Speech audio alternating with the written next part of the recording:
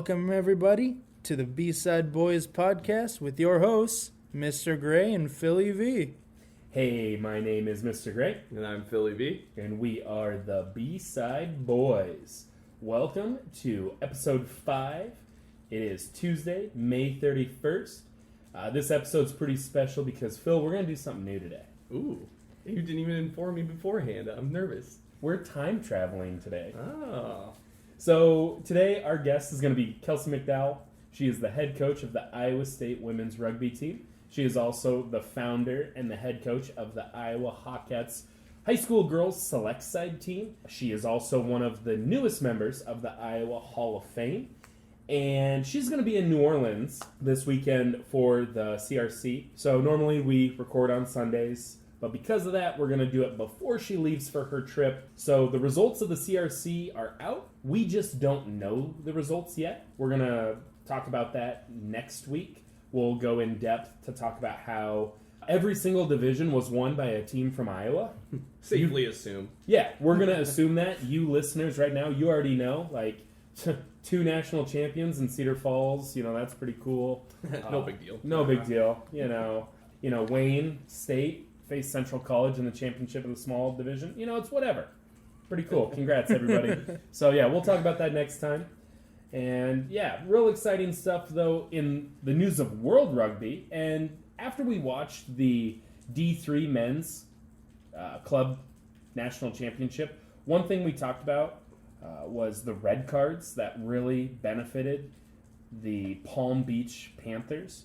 Now, those teams, I mean, they blew out the teams they faced. I think they were the better squad, but a red card in the first 15 minutes really helps out. And the reason we bring this up, a couple weeks ago, the World Rugby Council had a meeting in Dublin, Ireland. And at that meeting, they announced that Australia would host the World Cups of Rugby in 2027 and 2029. And then they also announced that in 2031 and 2033, everyone's probably heard it by now. Phil, what's happening? USA gets the host of the 2031 and the 2033 World Rugby Cup. And that is extremely exciting. We have 9 more years to prepare. I'm ready. Are you ready? Yeah, and that's the thing. Prepare. I'm going to build up my PTO. I'm going to create a little savings account because wherever it's at, okay. That's not a bad idea, actually. We could get everybody we know. We all go there. Top 5 cities. Where would you want it? They haven't announced where it's going to be. Yeah. What city? Top 5 cities. Where would you want to watch? I would love to have it in Chicago again. Just all those trips we've had at Soldier Field. Oh my God! Just to do that 2 more times, I guess, would be phenomenal. I would be so excited. Yeah, they called it the Rugby Weekend. It was, they hosted the All Blacks, and then It's a pretty affordable trip too. At least for people in Iowa. That's not a very far drive. 4.5 hours from Des Moines?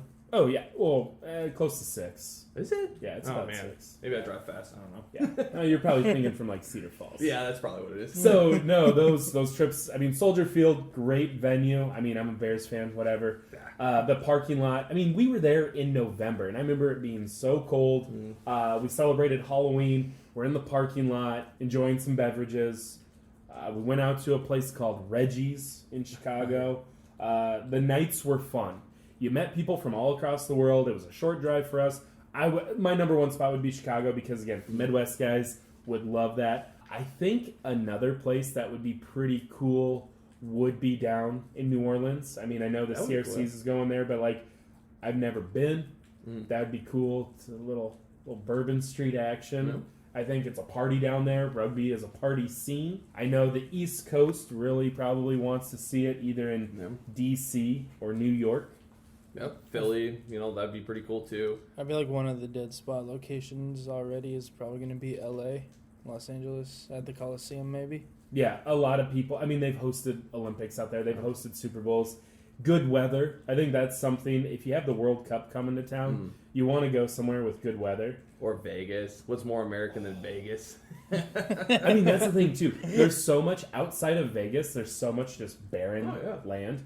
They could build, an entire... it's like the Olympics when, you see, in China or Russia. Oh, they have, the abandoned stadiums and stuff after a time. Greece, they did the same thing. Yeah, we could do that outside of Vegas. I think UNLV, Sam Boyd Stadium, I think that's in the middle of nowhere. Like, you're in Vegas, it's crazy, and then they're like, you have to drive outside the city limits, and you're like, this looks like where they bury bodies in movies. Or like in the movie The Hangover. They probably do. Yeah, like in the movie The Hangover, or have you ever seen the movie Very Bad Things? No, I don't even know. I've never even heard of it. Okay, so you have to watch this movie. It's insane. It's about these guys who go to Vegas for a bachelor party. They go to a bachelor party, they're in a hotel room.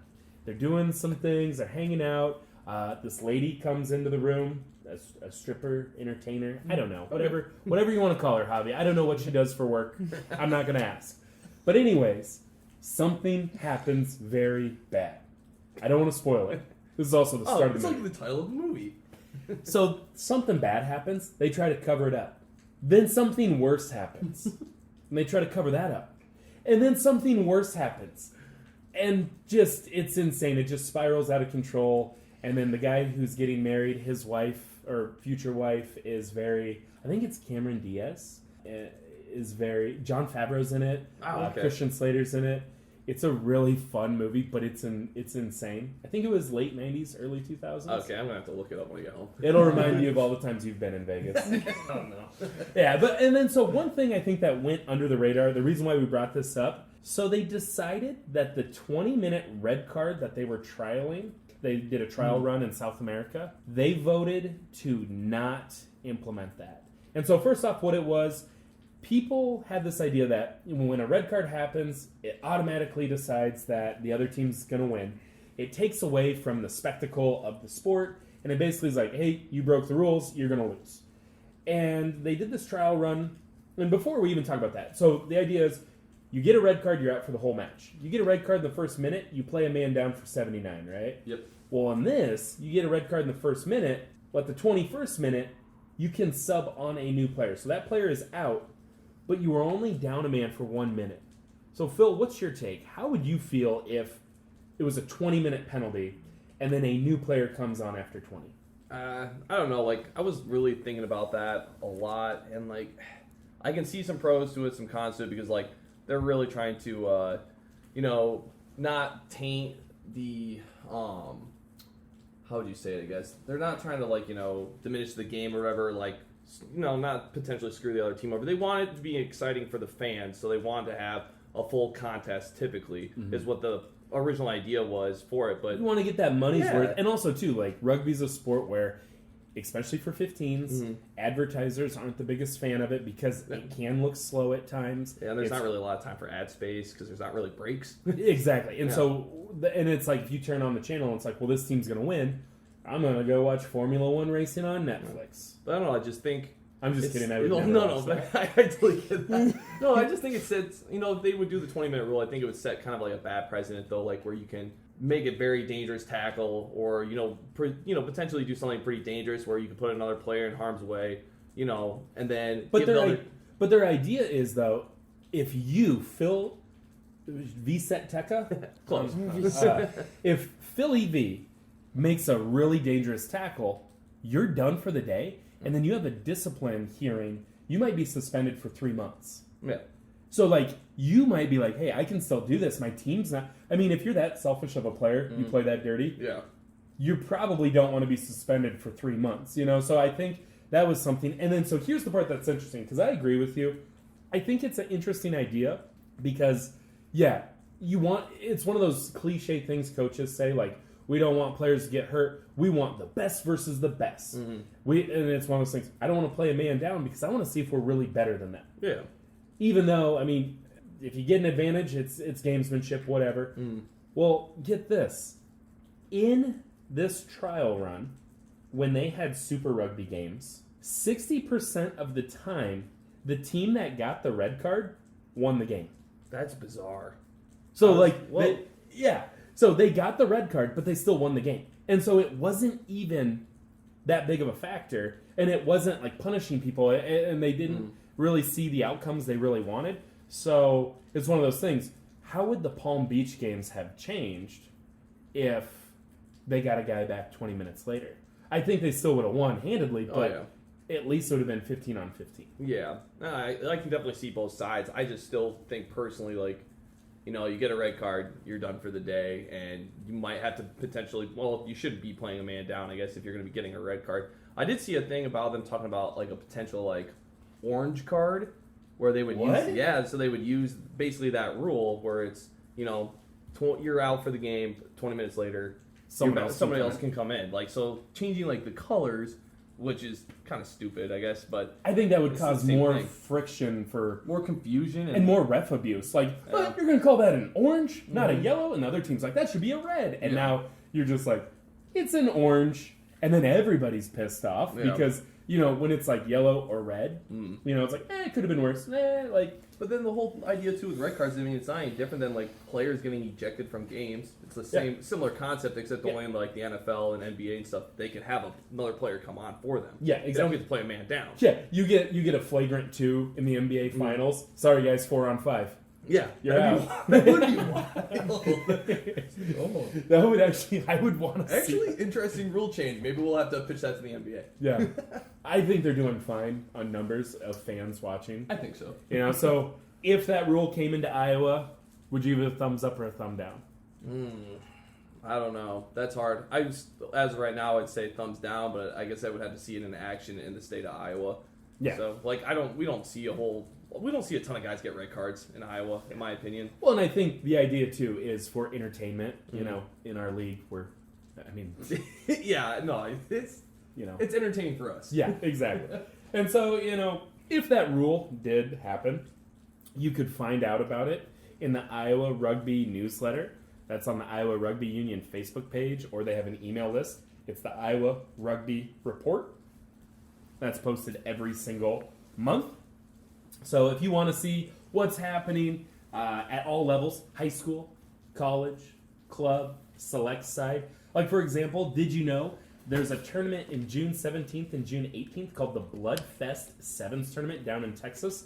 There's going to be a boys select side team that goes. Casey Hansen and Cope, Brent Wheeler, they're leading that. They're taking some of the best talent from the Iowa High School, Iowa Youth Rugby Association down to Bloodfest. And then on the girls' side, Kelsie McDowell is taking a group of the Hawkettes. They've won the Lakefront Sevens a billion times. Like, you know what? Let's go south. Let's see what Bloodfest Sevens is all about. And so what's great is we get to talk to Kelsie, kind of see what that transition was like. How does she pick a squad? What does that mean as a coach? So yeah, if you need news about the Iowa Rugby Union, what's happening, 1, you can listen to this podcast. What up? 2, you can read that Iowa Rugby Report, find that on Facebook, sign up for the email list. And yeah, so I think there's only one thing left to do, Phil. Yeah, what's that? What should we do? Well, we should talk to Kelsie. Yeah, Javi, play the music. Interview time.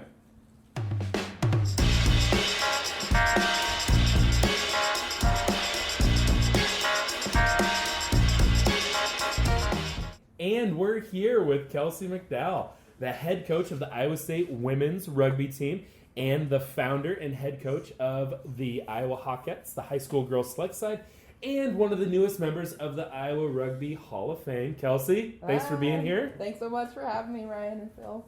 Can't get over Phil's tracksuit still. You guys can't see it, but it's very bright.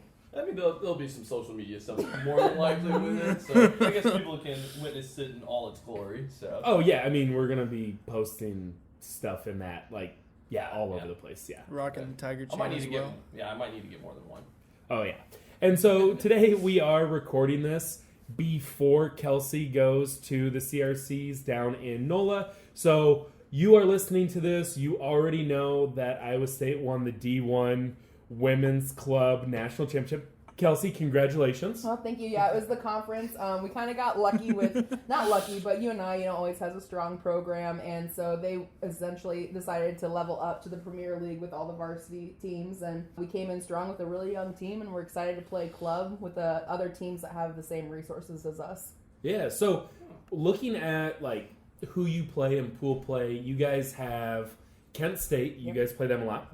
Rematch with Purdue. Yep, Purdue. They're not in our pool, but they're in the other pool, so we've seen them before. At least. You played them in the playoffs, yes. Right, in the fall. Yeah, we beat them 64-0 in 15s in the fall.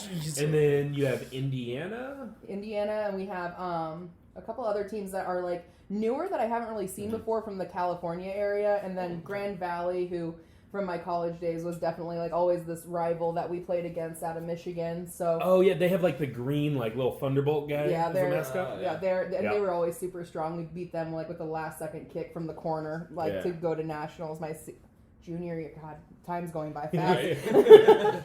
But no, so it's a lot of teams that I've been able to find kind of some film on and such like that, which is nice, or we've seen before. And so yeah, it's shaping up, a couple of unknowns, which is going to be interesting. Yeah, like what are you looking forward to most for your girls, like heading down to NOLA? I mean, it's not often you get to go to a national level tournament. It's going to be broadcasted on TV and streaming, and you're in New Orleans. Like, what's the focus looking like? It's Tuesday right now. You're getting ready to travel. How do you get the girls ready to go, and what are you looking forward to?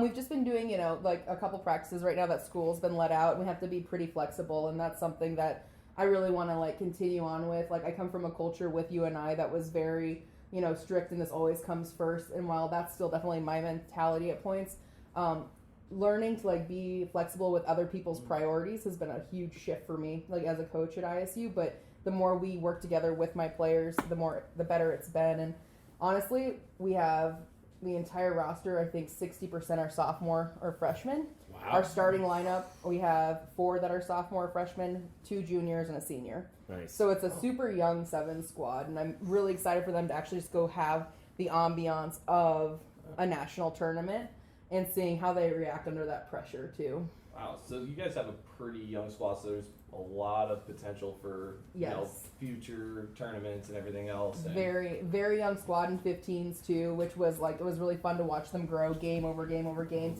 for us to earn our Sweet 16 spot. And then lost to Marquette, who went to the Final Four really strongly, just by 3 points in the last score of the game, which to me is an experience thing and watching film. And now with 7s, just watching those backline youngsters actually have the space they want to run around in. So did you guys, like, with the women's team, though, or, like, with your girls' team, did a lot of them come in, like, already having current rugby knowledge, or were you starting from scratch with a lot of them? Oh, no, I've been actively coaching UNI's next roster, like, we're in the high school league. I mean, half of our Hawkettes, I feel like, went to UNI. A good chunk went to Iowa, and then we have 2 girls from Roosevelt, actually, that are coming to Iowa State that I'm really pumped about. Whoa, Roosevelt! There it is. There it is. Haley and Ivy. Haley and Ivy. Super pumped for them. But in past years, really Hannah Foltz and Maddie Dunn, and they're both All-American athletes that are great, but they've been our most like prominent high school kids. So we're starting to see the benefits, of that league, but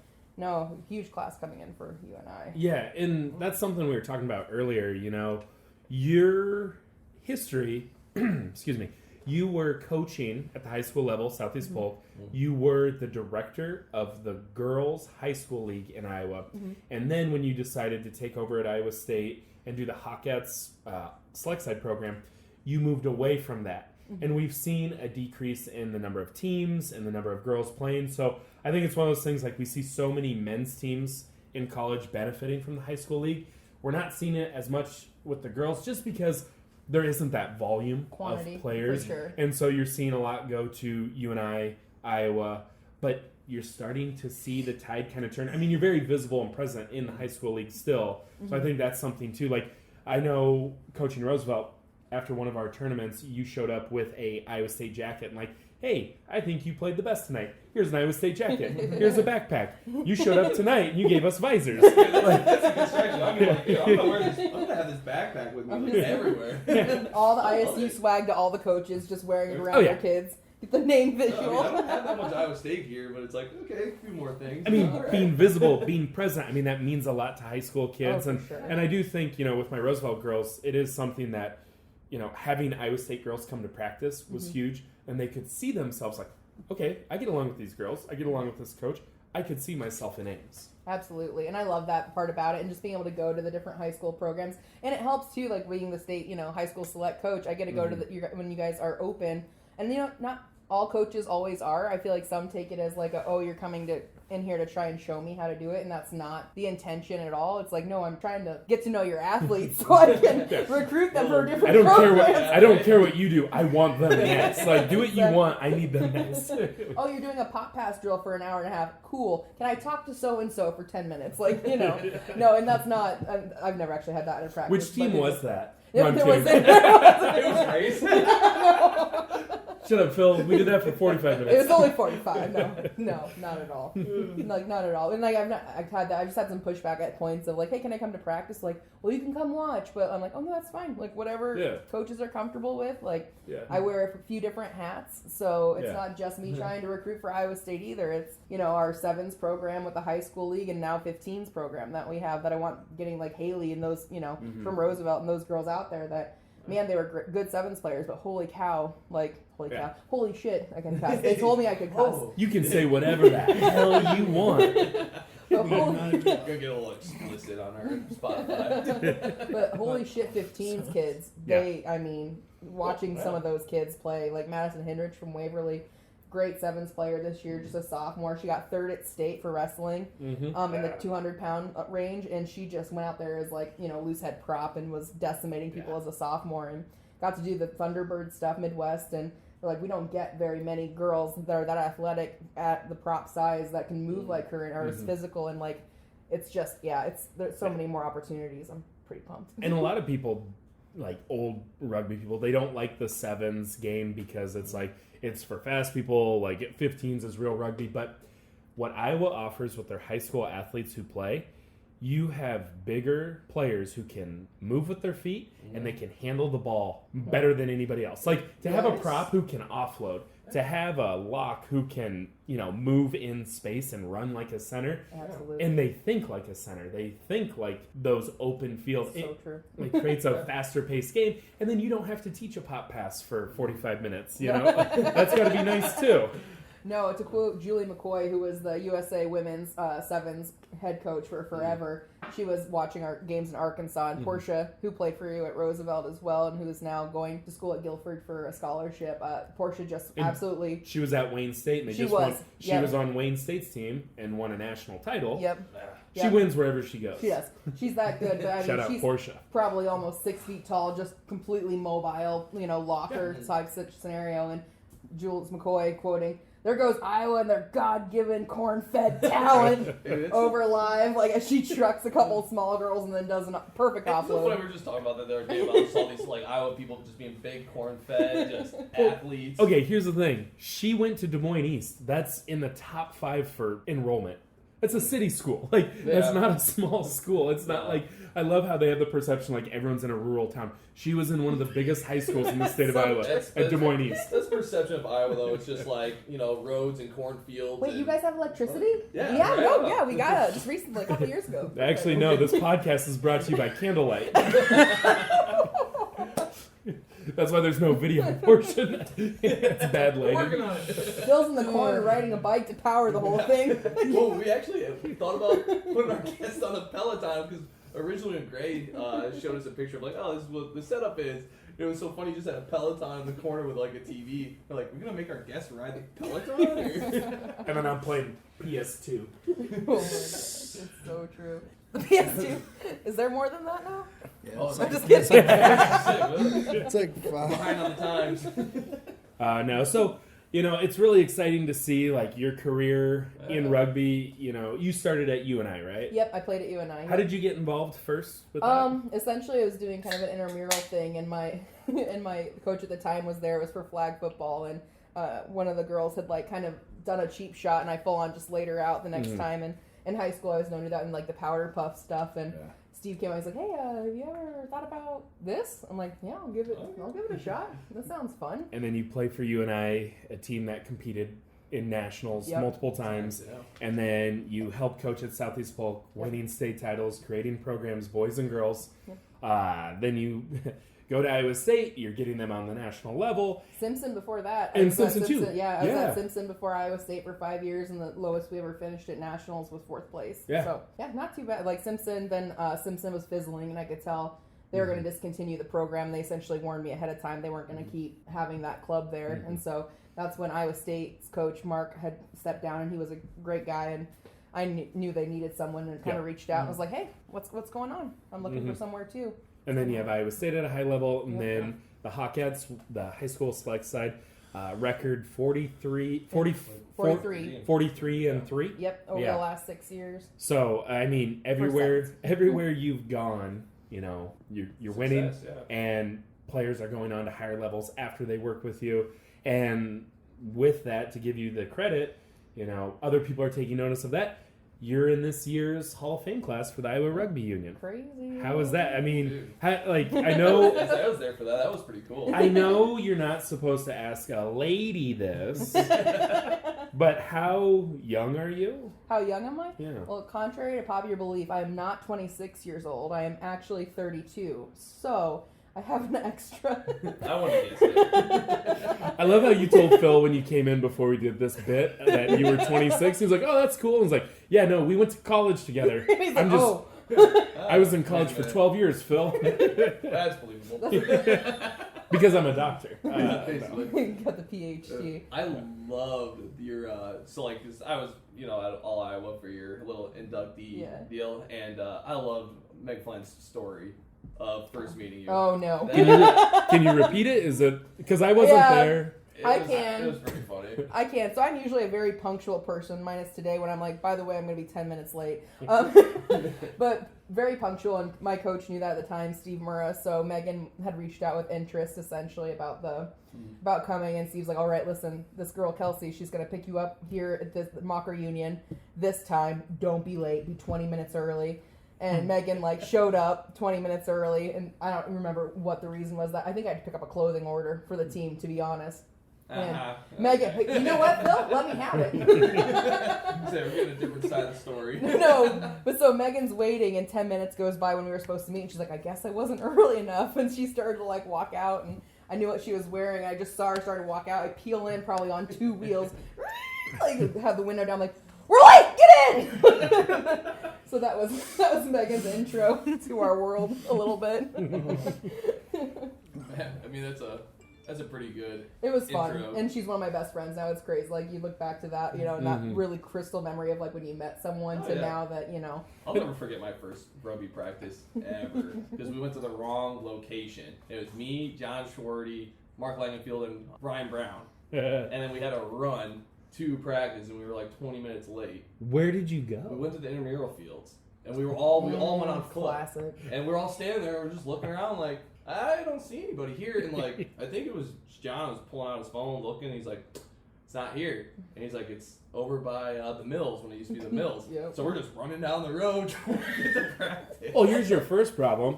John Shorty can't read. I forgot about that. That was Oh.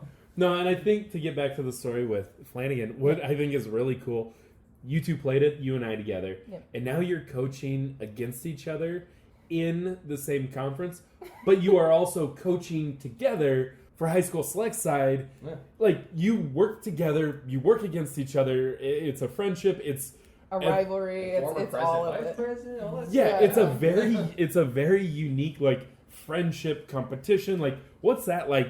Going through the ranks and going through all these different phases together, but also both of you are at a very high level. What's that respect look like? I mean, honestly, Megan and I, whatever I've described Megan and my relationship, it's we're definitely siblings. Mm-hmm. We have a lot of love-hate moments, and when I say that, Megan and I have had conversations before of why are we fighting each other on this when we're two of the only women in the state actively trying to improve the sport right now?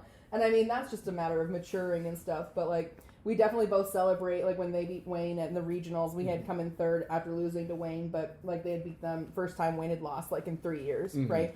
I mean, my first instinct, I ran out of the field and gave her a hug. Yeah.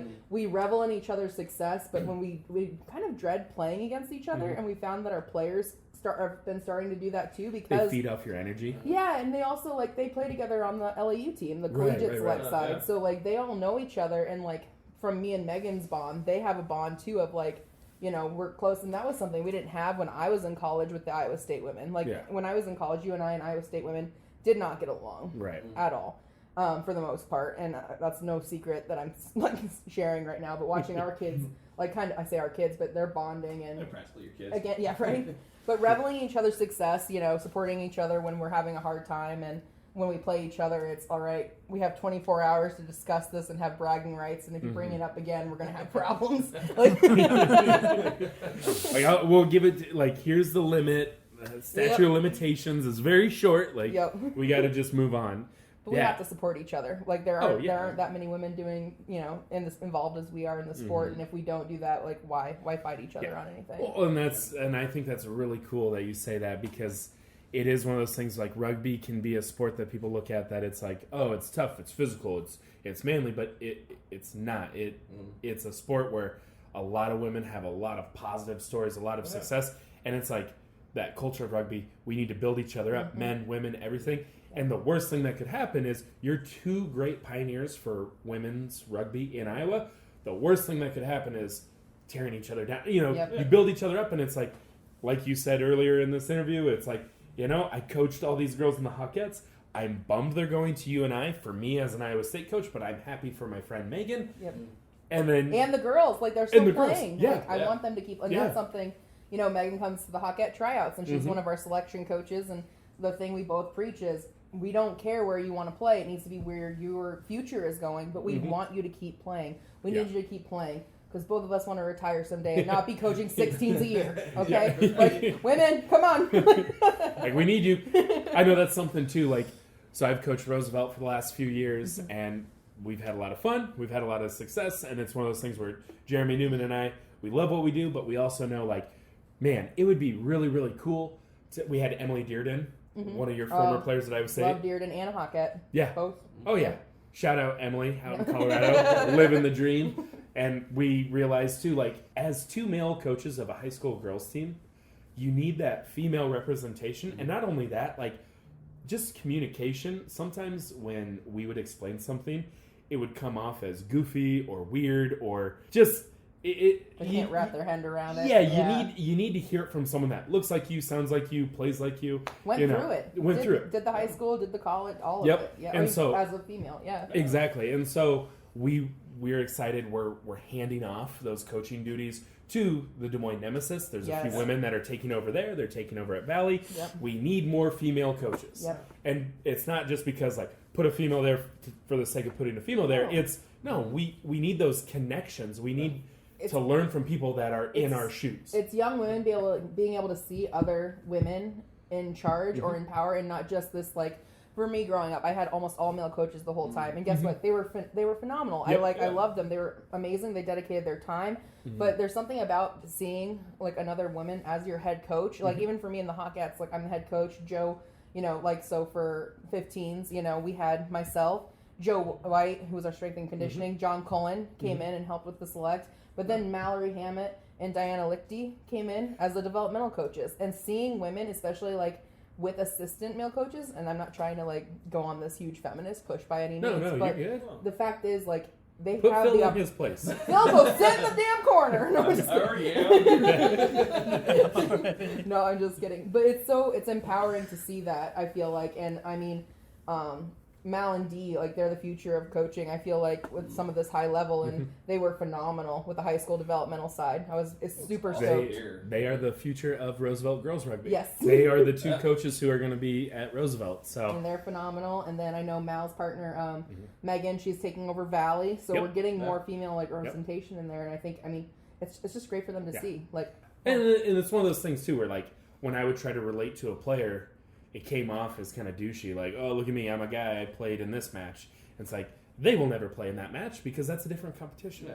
It's hard to relate. It's hard to be like, we had great relationships. Like, I'm super proud of, like, the girls we sent to college. We had success. For sure. But at the same time, like, boy, it's easier to buy in when you have that connection. Like, we connected, but, like, they connected with Dearden on a different level because... She played in the league. She did it. She can be like, I feel you. I understand. Or me and Jeremy are like, we're trying to understand. We're going to do the best we can and give you everything we have, but I don't know why you're upset. Like, I don't get what's happening right now. Oh my God. That reminds me of one of the funniest stories. So when I started at Southeast Polk, Brent Wheeler came and was, like, helping me kind of get off the ground and, like, mentoring me and stuff. And we had a player who... like, literally fell on the ground and somehow got stung by a bee in between her thigh and butt cheek, right? And the bee was just still in there. And, like, she went up to Brent. She's like, help me! Help me! Brent throws his hands in the air. He's like, Kelsie! Kelsie! Just hands in the air. Like, nope. And But like certain things just like that too, you know, like it's I'm trying to keep my job here. I can't lose my teaching license over a bumblebee. I don't need a parent driving by and me trying to pick a stinger out of a girl's butt. It doesn't work that way. And this poor girl's bawling. It was honestly like I hear coach just in my Kelsie? head. Like, yeah, no, like literally hands straight in the air, like he was about to get called for an obstruction penalty. Like he's nope. offsides, like, nope, Nope. I'm retreating. I'm retreating. Running towards me. But it's just kind of that stuff too, you know, everyone's got to protect themselves, and it's just, you know, having that female presence there like a Dearden, and she was phenomenal, I know. Oh, yeah. I hope she keeps sometimes picking up coaching, even in Colorado, there's a lot of opportunities down there. Oh, yeah. So. That's what Jeremy and I always told her, and we're just like, hey, I mean, if you ever want to come back to Iowa, like... Malin will be a great pickup, though. I'm excited for Roosevelt. No, really am. I'm super excited. And then at Valley, too, like, they've already... Oh, and Megan, yep. She's going hard at the state tournament. She was getting names like... She's got 20 girls already signed up. I know, it's impressive. Like, she was putting in the work right off the bat to getting recruiting going. Like, and she had messaged me about a couple things, like with even just seeing, so it's crazy the bullying stuff that's going on now, like in just in high school age in general.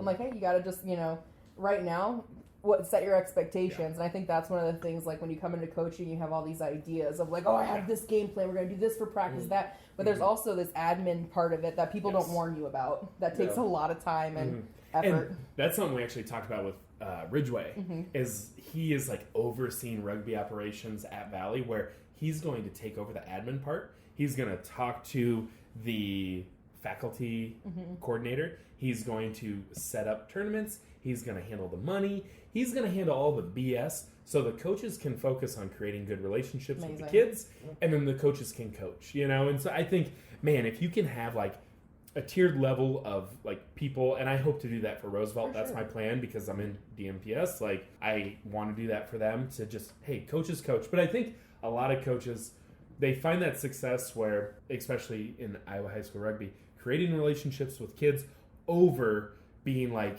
I am the greatest X's and O's person of all time. Yep. Like, what's your experience with that? Like, how has coaching evolved from you from the first year to now? Like, how would you say you've grown as a coach? What does that look like?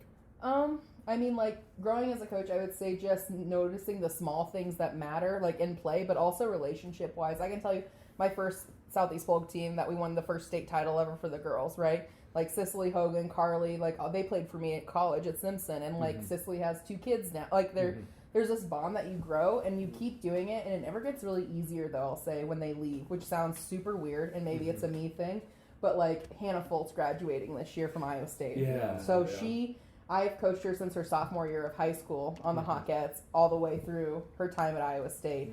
I've been in her life for 8 years. Like, it's crazy that she's going to be, like, off on her own now, and, you know, like, seeing the empowerment for these girls, they get to figure out in high school where I didn't figure it out till college. It's a huge thing. So where I've grown as a coach is just honestly, like, I guess, for example, my ISU girls, like, when they have a major, like, Cash, who's our president, she's a kinesiology major. She's been doing all of her strength and conditioning, so she can put that on her resume. Like, how can we set up these, like, obviously we want them to keep playing, and rugby's a thing, but how do we set them up for just success in general? And I think when I first started coaching, it was very more egotistical for me, of like, oh, we got to win the games. I got to post all my results online. Look how good I did. This is great.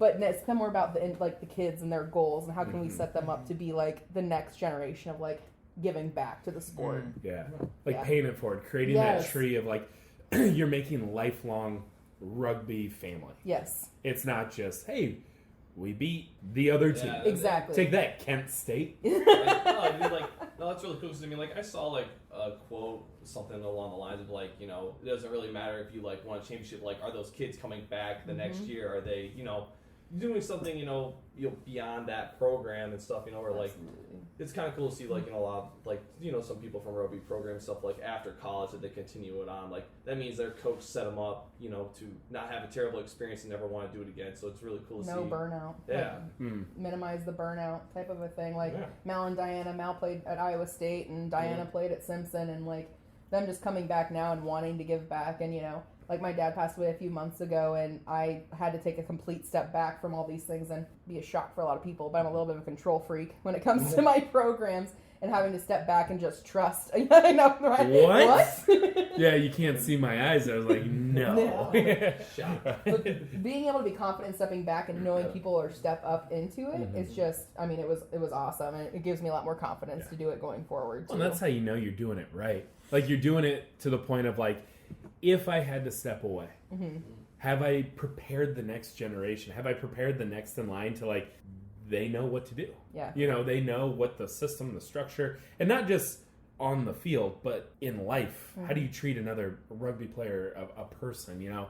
Are they going to treat the players with respect? Are they going to make sure things are in line? Are we going to keep the same values in line? And you can see that in like a very difficult time, and that's what's cool too. Like, they stepped up when you needed it most. And I think that connection, I think the proudest thing for coaching that I've seen, like, for me, is like keeping track of not the wins, but the how many kids are going to the next level, how many kids are staying with it. And I think that's something that we're seeing more and more of with, there's so many more varsity programs too. Oh, they're coming out of the woodwork now. It's exciting, honestly. Like, all this brand new first year Aquinas, Guilford, like, you know, D2, but still NC, you know, not NC Naira. But what was the other one? Just Navy?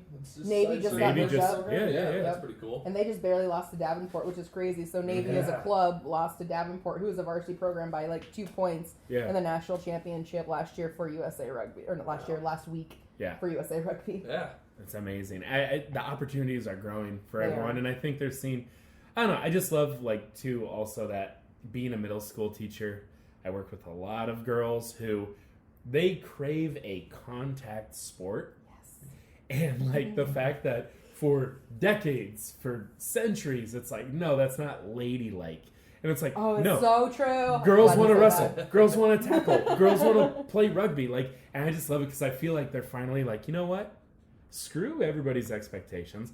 I'm going to be the toughest rugby player. I'm going to be a state champion wrestler. I am going to go out there. And what's that been like for girls, like, that are coming to Iowa State now or coming to the Hawkettes? Like, are you starting to see a shift in not being like, oh, I have to act one way, but I play another way? Yes. Like, what is that? It's, and even to your point, it's not even just like the shift, but we're getting like, so like Izzy Erickson, for example, she was our scrum half like in 15s. She was a state wrestler in Kansas, and it was there before we had that in Iowa. And it's becoming more of a, you know, it's not, the stigma of girls doing contact sport is not the same as it was when I was even in college, let alone high school. Like, I wanted to do, you know, I would have loved to kept playing football. Yeah, I'll take that. Don't worry, guys. Well, back to your previously scheduled programming. But we're not passing out drinks here. Nope. This is water. Oh man, that's all that was left. It was the White Claw. No, there's some High Lifes down there. Okay, I might have to snag myself a High Yeah, Life, from Central City Liquors. We'll continue on. I'll grab it. But the stigma has definitely shifted to being like, if you look at these like body positive like image too, that's going around now with high school kids. It's, I'm strong, like, and like whatever. If you ask any kid that's ever played for me, if they're soft-spoken or anything, like, you're a strong, independent woman, what are you saying? Say it loud and proud, and if it's wrong, we'll discuss, and that's okay. But I need to be able to hear what you're thinking, because I can teach basic skills. I cannot teach your confidence. You have to develop that on your own. So I feel like those opportunities are really coming in strong right now for the high school, at the high school level, that I'm very jealous about, like, as someone who's in their 30s, not 26. Oh, yeah. All right, and that's part one of our interview with Kelsie. Join us on Friday for part 2. Javier Sanchez, play the music, damn it!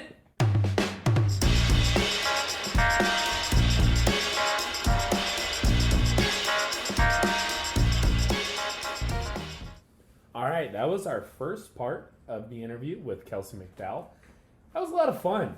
Yeah, it was. I'm excited for everybody to hear the next part. I know. She gets into her goals for Iowa State, for the Hawkettes, how she sees the high school girls division growing, all sorts of things, some fun stories. We share some laughs, we share some serious moments, and yeah, a lot of fun. Thank you again, everybody, for joining us on this adventure. We're learning, we're growing. Javi is at least 3 inches taller since the last time we met. I wish.